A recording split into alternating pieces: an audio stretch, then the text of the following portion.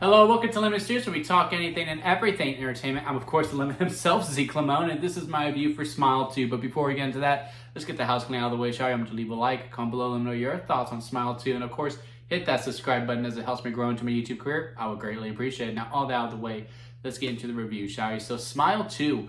I remember when the first one came out, and I saw the trailer for it, and I was like, yeah, there were some good little jump scares in there, but the movie just didn't look good for me, and I thought, hey, they probably put the best scares in the trailer. And for the most part, they did put the best scares in the trailer, especially the one in the car.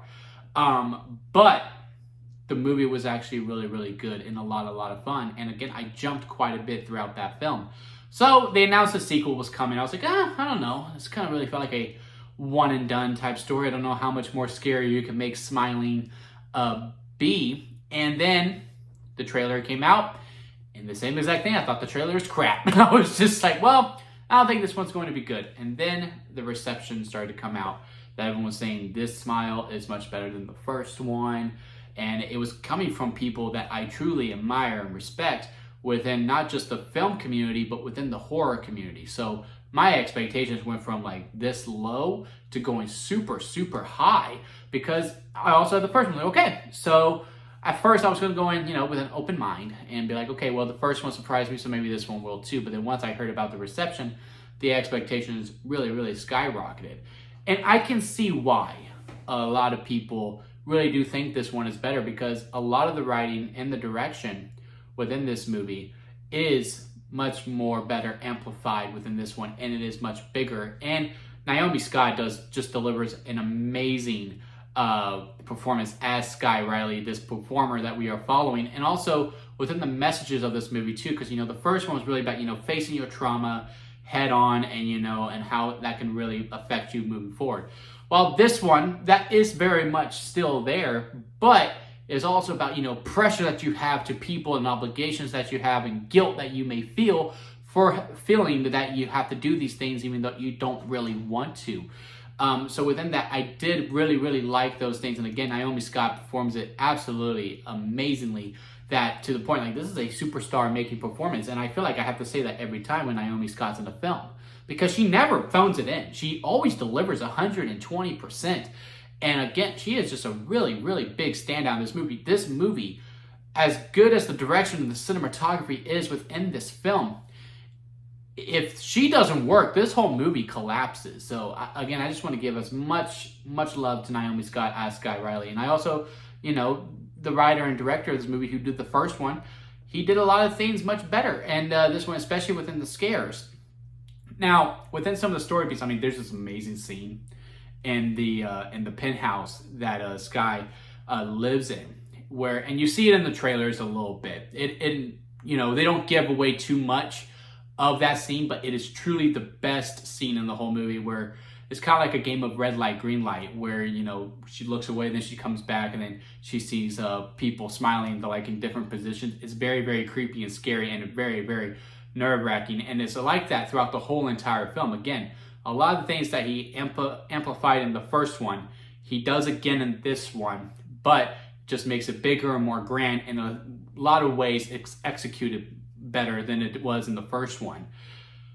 With that said, again, overall, I liked the movie. I thought it was a great time. I had a very fun time, and I was very entertained throughout the whole entire runtime. Even though I do think the movie is a little too long. I think we could have cut some things out.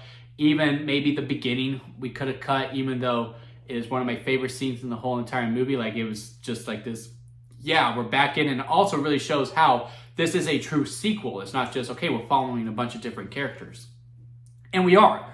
We are definitely following a bunch of different characters, but it does continue on the story from part one. It carries it over here.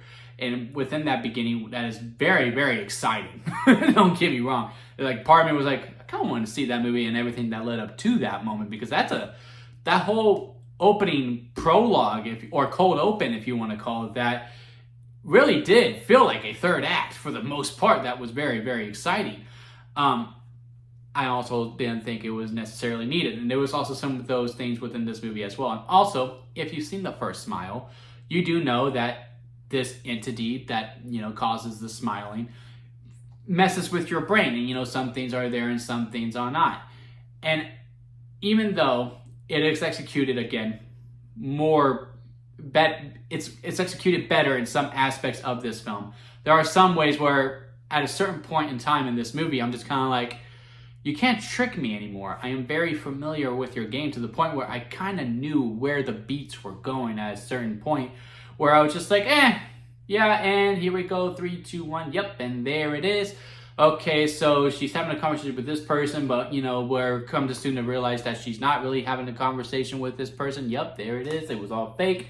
It was all in her head, so on and so forth. And also, to a point in this movie as well, it is the exact same movie as the first one.